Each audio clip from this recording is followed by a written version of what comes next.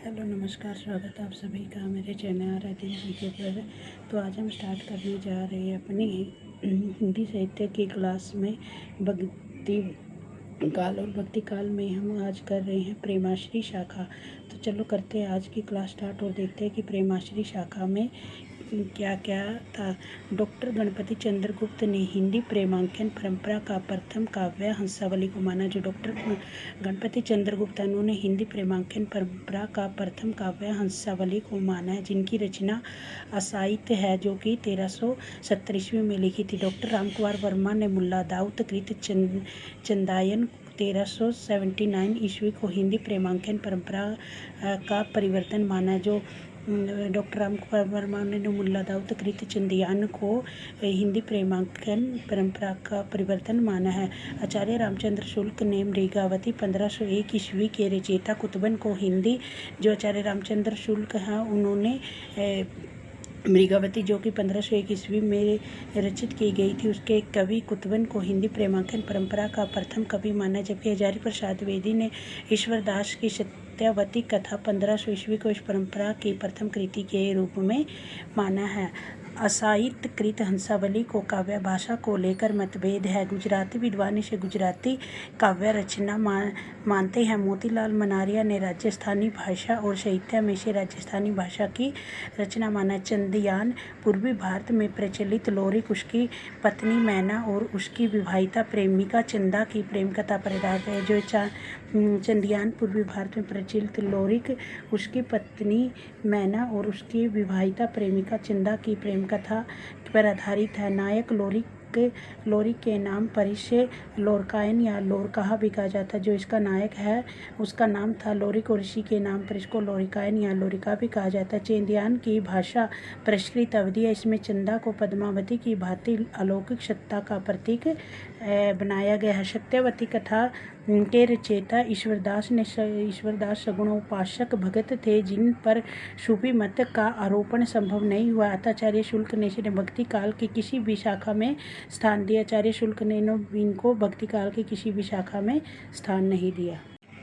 सत्यावती कथा सौंदर्य, प्रेम, विरह निरूपण, तत्कालीन पातशाह का उल्लेख, अवधि भाषा, दोहा, चौपाई शैली आदि की दृष्टि से हिंदी प्रेमांकन परंपरा का उच्च कोटि का काव्य। गणपति कृत माधवा नल काम कंदला में केवल दोहों का प्रयोग हुआ है। जो गणपति कृत माधवा नल काम कंदाला, उसमें केवल दोहों का प्रयोग है। हिंदी सूफी काव्य परंपरा के सर्वश्रेष्ठ कवि मलिक मोहम्मद जैसी है। जो हिंदी सूफी काव्य परंपरा उसमें सबसे श्रेष्ठ कवि से माना गया मलिक मोहम्मद जैसी। इनकी 3 रचनाएं उपलब्ध है: अकरावट, आखिरी कलाम और पद्मावत। अकरावट में देवनागरी वर्णमाला के एक एक वर्ण अक्षर को लेकर सैद्धांतिक बातें कही गई है। आखिरी कलाम में कयामत का वर्ण है। जो खरावट उसमें देवनागरी वर्णमाला के एक एक वर्ण अक्षरों को लेकर सैद्धांतिक बातें की है। आखिरी कलाम में कयामत का वर्ण है। पद्मावत जैसी के यश का आधार है।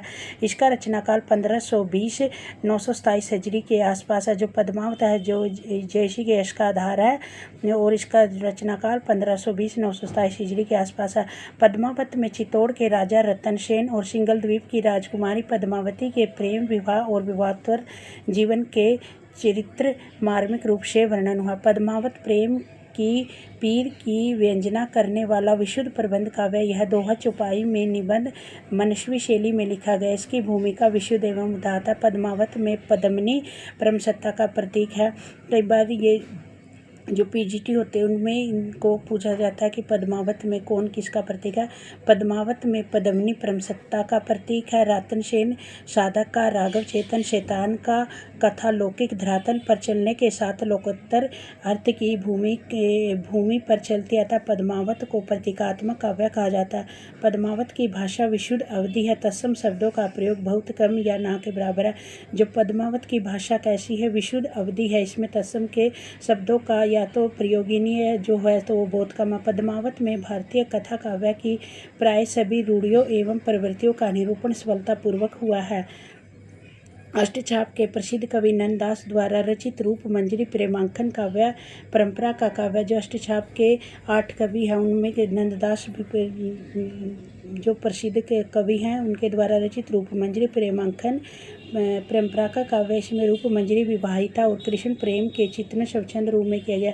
रूप मंजरी के आरंभ में कवि ने ईशा स्तुति रचना का उद्देश्य आत्मपरिचय प्रेमांकन की परंपरा के अनुसार किया। इनकी भाषा ब्रज दोहा चौपाई शैली का प्रयोग है। चित्रावली कब लिखी गई थी? 1913 में। इसके रचयिता उस्मान ने अपनी रचना का उद्देश्य अमर होने की इच्छा पूर्ति करना बताया। जो चित्रावली के रचयिता उस्मान है, उन्होंने इस अपनी रचना में इनका उद्देश्य क्या बताया? अमर होने की इच्छा पूर्ति कर बताया गया। उस्मान ने अन्य कवियों को चित्रावली से बढ़कर प्रेम कथा लिखने की चेतावनी दी थी। जो उस्मान है, उन्होंने अन्य कवियों को कहते कि चित्रावली से बढ़कर कोई प्रेम कथा लिखने की चुनौती भी दी थी।